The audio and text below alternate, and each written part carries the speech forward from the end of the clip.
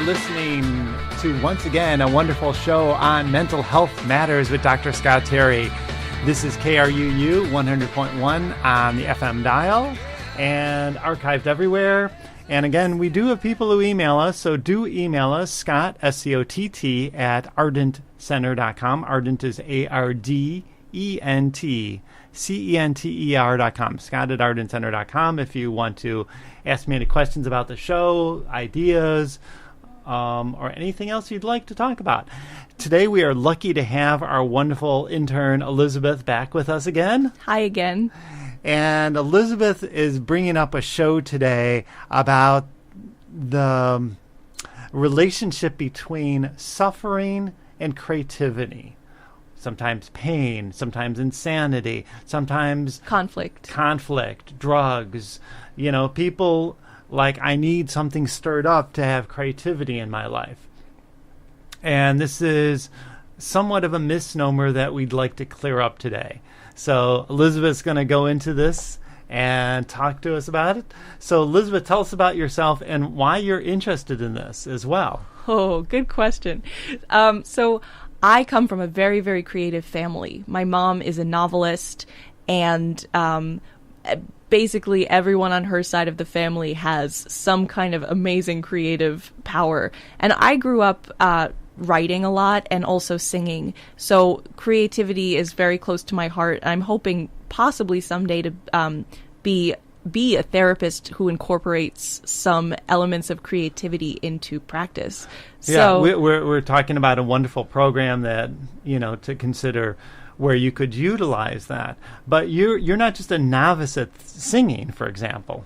You're actually quite developed at this. Thank you. I've been studying voice for a long time, since 9th grade, actually. So this is more than going in the shower and singing to yourself. No, this is like, unless this is there's a lot of people. And there's only so many people who could fit in the shower. By the way, that's true. Yes. At least the shower that I have. So I have for a long time thought about the relationship between creativity and pain, because I've often found, especially with writing, that some of my best writing, some of my greatest inspiration comes during times of pain. And I always thought, and you know, having studied the authors of the world, they always seem to have something wrong with them. They always, you know, some sort of intense mental issues. And I thought to myself, well, that seems really unfortunate that there's this idea that if you want to be creative, you have to go through this incredible suffering and sustain it. So when I started meditating a couple of years ago, that was something I wrestled with a lot. Am I sort of in working towards feeling more at peace and less anxious? Was I actually sucking away some of my creative potential? So yeah, that's an interesting point. So if you're going to meditate and essentially take out that stress, that conflict, that pain, will you be less creative? You know, that's an interesting point, right? Because if you think about, you know, comes to mind the greatest jazz, you know, John Coltrane or whoever, right? I'm using drugs, heroin, the worst things in the world. Billie Holiday, on and on and on, right? So in that world, you know, rock and roll or whatever it is, it's this notion that excess and exuberance to the point of destructiveness. Mm-hmm. Now, what a lot of meditators I've spoken to have said is that is basically, you know, think how creative these people would have been if they hadn't been dealing with this pain. But I think that's an overly simplistic answer, and I'd like to probe that a little bit more. So the catalyst for this particular discussion was an article posted on the website Medium, which you should look at. It's very cool. It has what is this? It's a website where basically people can just post think pieces, just articles based on their thoughts. I've never heard of this. It's sort of like a collaborative journal, but it also has a way of promoting certain articles. The editors. And what's it called again? Medium. It's a medium.com? Medium. I think it's medium.com. If you Google Medium, you will definitely find it. Okay. So a lot of really interesting stuff has been posted there. And this one article is called Creativity is Nourished by Conflict, and it's written by Scott Belsky. So I was reading this article. Actually, my mom sent it to me because we had been talking about just this sort of thing a couple days ago. And the essence of this article is basically it's this idea that conflict and pain and suffering are fuel for creativity. And there was one quotation from this that really made me feel very anxious, actually, when I read it, because I thought, oh boy, am I doing something wrong. It says, "Choose to create or choose peace, but don't fool yourself into believing you can have both in full force." So, is this true? I certainly hope not, because I have been working on choosing peace for a long time, and I hope I'm not diminishing my creative potential in doing that. I also think it's possible that there's an implication in what he said, that when he says choose creativity or choose to create or choose peace, maybe what he's talking about is a sort of superficial peace, a sense that, oh yeah, everything's great, everything's fine, I'm going to ignore all the problems I have. Mood making. Yeah. Which seems like a very destructive thing to do. So, but I'm wondering, authentic peace, a sense of truly being okay in life, a sense of having conquered a lot of your demons and being able to live at a lower level of negative emotion, of intense negative emotion, does that actually have a detrimental effect on creativity? What has your experience been with this? Well, for every John Coltrane or every tortured artist, I could cite the Dalai Lama. Mm-hmm. Now, the Dalai or Nelson Mandela, or somebody who's gone through intense conflict around them, but has found a sense of home, peace in themselves to make a difference in the world around them. Mm-hmm. So when I think of the great Nelson Mandela, for example, I don't think of a tortured man anymore. Yes, he went through incredible suffering and torture, but he took that experience, and instead of being a bitter old man, which I would have if it was me, but instead did something with it to make such a huge, profound difference, not only in his own universe, but for the entire world as an example, right? We think of Gandhi as not being a tortured guy. You think of him having some sense of peace with trying to make a difference. You think of the Dalai Lama being such conflict with the Chinese government, mm-hmm. and the whole Tibetan people being decimated. And I would be so angry. And instead his answer is compassion, mm-hmm. because that gives him power.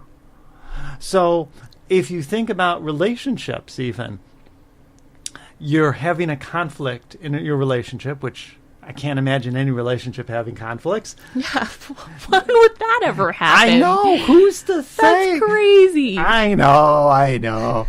But, every relationship, every single one has conflict. And we grow through the difficulties to develop ourselves if we allow that to happen.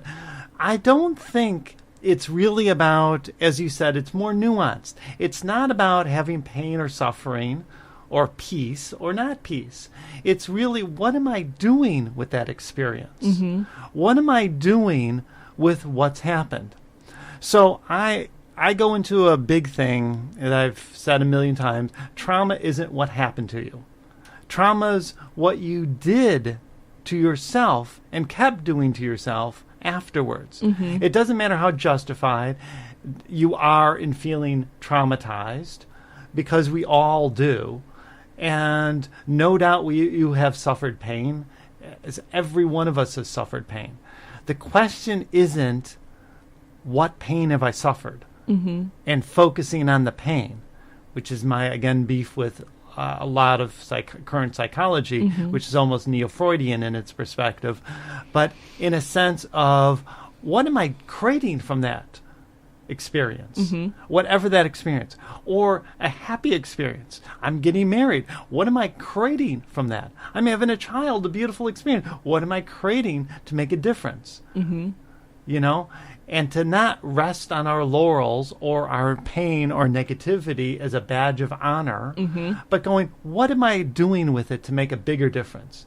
So I find creativity as being this point of, what can I do to make a difference with that experience, whatever that experience is? And so, yes, I could have greater motivation. And I know a lot of, I've had a lot of people that, for instance, are bipolar. And they feel that they don't want to ever get rid of that manic high because it's the greatest high that you could ever get from any drug ever, because it motivates them. They have got energy, they've got things, but it's not channeled in a way where it's consistent. And just like we were talking last time about New Year's resolutions, it's not about the binge and purge. It's not about the all or nothing thinking. It's not about I'm going to do it right now or it's never going to happen. It's, if I'm going to be a healthy guy next year, it's that I'm working out every single day or every other day for months and months and months. It's not I'm going to do a marathon next week. It's I'm going to do a marathon in a year from now and work up to it and then keep after that marathon. Well, I've succeeded in my goal, and then stop and then gain 400 pounds. It's I'm going to do something day by day by day that I'm improving my life bit by bit.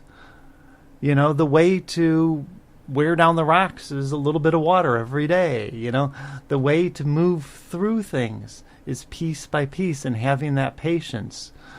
So I think you're right. I think it's been simplistic on both ends of that stick. Yes. Yes, I would agree with that. Well, I said it, so I do agree with it. Is there another way that you'd explain this whole thing? Another way I would explain it, I would say, if you possibly can, I think that the answer is to love the process and become I love that. Less wedded to the results. Because I think that kind of creativity that is fueled by suffering can, well, it can be a couple of things. Sometimes the thing about suffering and creativity is that when I'll give an example. Sometimes when I'm having a really hard time emotionally, I'll draw, and that the act of drawing helps me to work through my feelings. And I often find that what I've created is great, and I'm really happy with the result. But in that moment of pain, it's not about the result, it's about the process. So I think that one of the things about suffering is, one of the, I guess, positives about it is that it frees us up to be less attached to the result. So what would be amazing is if we could cultivate that same sense of being saved by the process, or being in love with the process, and but take out the element of, or not be dependent on the element of suffering. Be able to access that same feeling of being totally immersed, but without the suffering acting as the catalyst to bring us into that place of immersion. I think that's true for everything.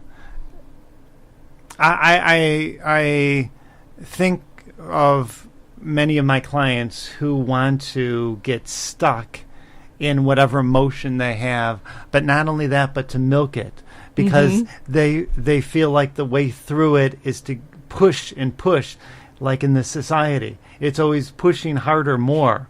So I'm feeling a little depressed. I say this story about a veteran that I've worked with, where he's feeling a bit down, his job isn't going good, his relationship's a little rocky, nothing terrible, but nothing good, and something's missing in his life, and he's feeling kind of empty.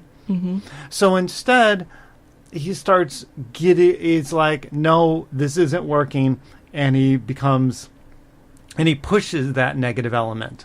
And so I need to now have a fight with my partner so that we could create some conflict and create it even more so. I'm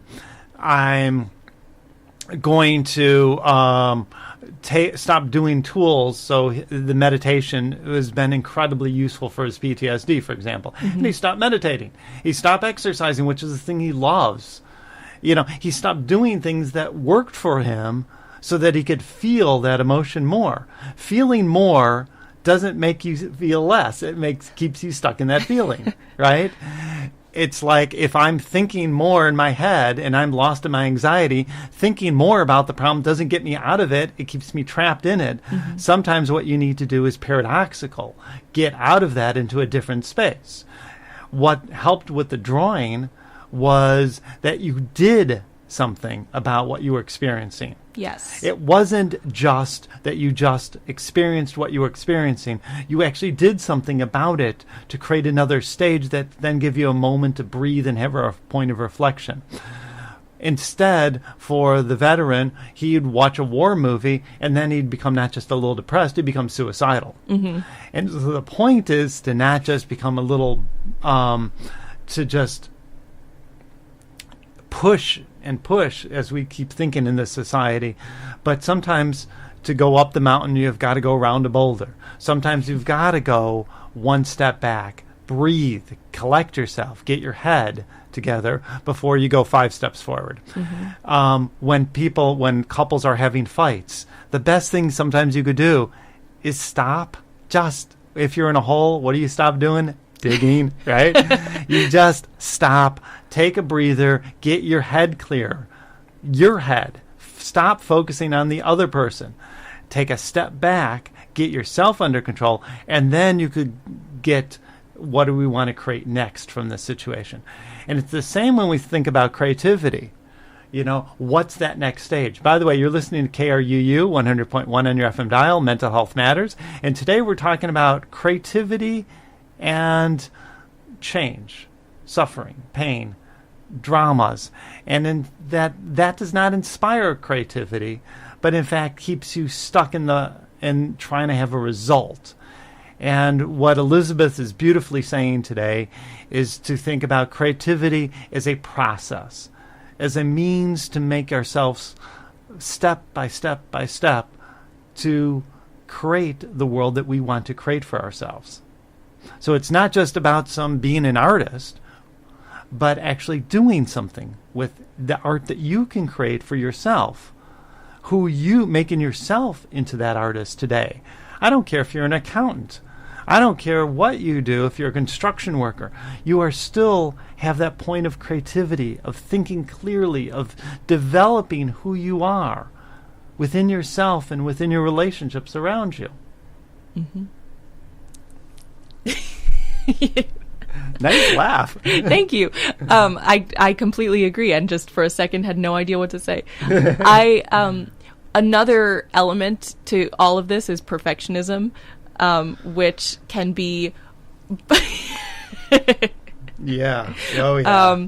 Perfectionism can come with suffering, it can bring suffering, and it almost, for some reason, always seems to come with art. So I think that perfectionism, that freeing yourself from perfectionism is another key to this whole... Well, perfectionism is, again, about the goal. Right. It's about the end goal. It's instead about of the means. Product. Instead of the process. Right. And, yeah, absolutely. And I think it's a huge trap. And creativity is something intelligent people do. Perfectionism is a characteristic of intelligent people, and sometimes it's always a trap. It's not that, look, again, if you're my accountant, and I hope my accountant is listening today, I want you to be perfect. I want you to do please be perfect. But that doesn't mean what my accountant actually is an incredibly creative guy. I mean, I've seen him do comedy, and I've seen him do magic, and it's just like, it's unbelievable, because you could take that sense of creativity, that beauty, and do something with it. It doesn't we could have that some points where we have to be focused and rigid, and points where we're letting go, which is another way to think about this, of alternations. Oh, I like that. Right? Of an alternation between being creative and being structured. Being, allowing, I know that I'm going to get up at a certain time. I get up at 6 o'clock in the morning and I work out every day and this is who I am. And so I have some structure. But I also have creativity and freedom within that structure, right? What do we talk about when we do the picture? We need the picture frame around us. Even if we're going to do wonderful work where we're outside the bounds of that picture, or if we're doing theater where we're doing to that fourth dimension and we're breaking the walls of, being on stage or whatever it is, we still have the outline of what we're creating to move past or within. I studied music theory a lot in college, and that was one of the biggest themes of the study of music, that basically there are these set expectations, and it's very easy to follow those expectations. Once you learn a set of chords, you can write a song that sounds like any other song, but the beauty comes from the specific ways in which people break from the structure. So in which people stretch the structure or play with the structure. So if you don't have it there at all, there's nothing to play with. And you can feel lost to the enormous sense of possibilities. But if you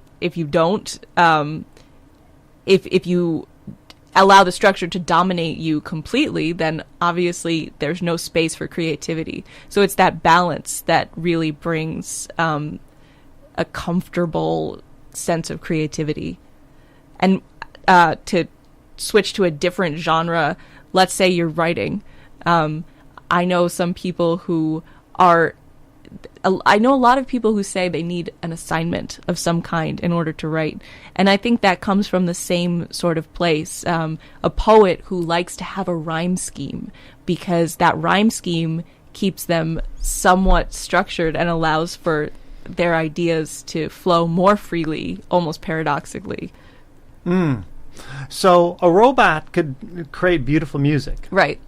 But what's wrong with it? It doesn't have that element of breaking from the structure or stretching outside of the structure. It's not personal. It's formulaic. Okay. And I've seen 5-year-olds play on the piano and be incredibly creative. But that's not in communication with our ideas of structure. That's just random. So if I have a million monkeys pressing the keyboard, I'll have the greatest novel ever produced. I feel like a monkey a lot of times, but hey. Who doesn't? But there's this balance, right, between the two worlds. And we got to stop being afraid between those two worlds. Right. That there is that sense. So in that article that you cited, yes. There's this sense of what? That you're not allowed to have some peace, that you've got to have either conflict to have that creativity, or you're not being creative. And I don't buy that at all. No. I again, it's simplistic from that other way, just like it's simplistic to say, well, if you were meditating and you're a Zen monk, or you're a TM meditator or another kind of meditator, and you have this achieved state of enlightenment, that's great. So I'm not stressed. That doesn't make me more creative. What makes me more creative is that I'm still doing something with my experience. Right. That's the sort of bodhisattva idea. Yeah. Right. From Buddhism, the idea that it's not enough just to attain enlightenment or nirvana or whatever you want to call it. You need to take that and bring it back into the world and show people in whatever way you want how to reach it yourself themselves. So with art, it's with creativity, wherever you are in your life, even if you're in the happiest place, you have if you consider yourself to be some kind of creator, which I think most people do, you have a responsibility to continue to create and to continue to bring that to people. Yeah. Yeah. And I love that notion, because it's like, as Mauricio wonderfully talked about, if I'm essentially that enlightened sweeper, the janitor, Mm-hmm. I'm enlightened. That's great, but I'm still a janitor. I mean, that's who I am. That's what I know. It doesn't mean that all of a sudden I'm if I don't, it's like, what am I doing with my enlightenment? What am I doing with my thoughts? What am I creating from my experiences?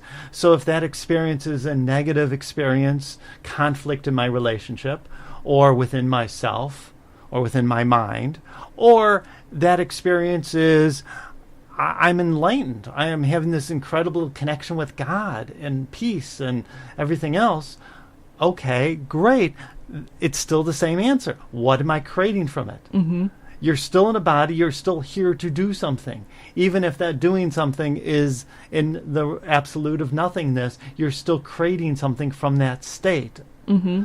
I know for some people I'm not saying that quite correctly, but it's still that sense of action, even from the absolute, or a sense of peace, or a sense of wherever it is. Mm-hmm.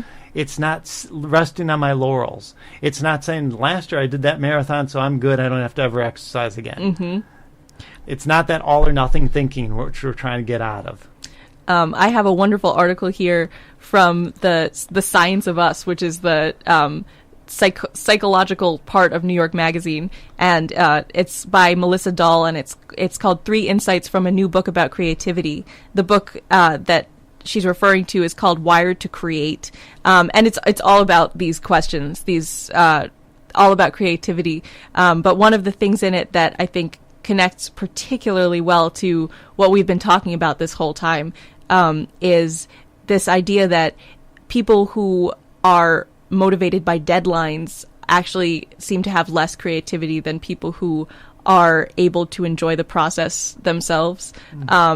And so this is a quote from the research. It says that people who derive enjoyment from the act of creating and feel in control of their creative process tend to show greater creativity than those who are focused exclusively on the outcome of their work. So it ties back into I think everything we've been saying, but also within this there's an idea that people who are really creative, able to really click into that sense of creativity without the crazy highs and lows that come with being perfectionistic, they tend to have a very large output of work.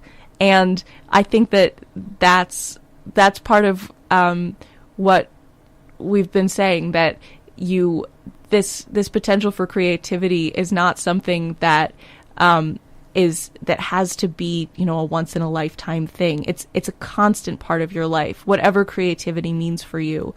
Scott is always saying, what do you want to create? And that is typically I think he means, what kind of actions do you want to create in your life? But creative work in the artistic or musical or literary spheres, whatever you're looking at, those all come back to that same action. What a great note to end this on. Thank you, Elizabeth. Wonderful thinking, wonderful ideas, and I really look forward to having you come back again. Thanks, Scott. And everybody today, right now, just take a moment before you run to your next activity and allow yourself to engulf your own creativity. Allow yourself to take your next stage for you to be creative and to be the person you need to be today, for you, just you, wonderful you right now. This is Mental Health Matters 100.1 on your FM dial, KRUU. Look forward to talking to you again soon. Bye, everyone. Bye.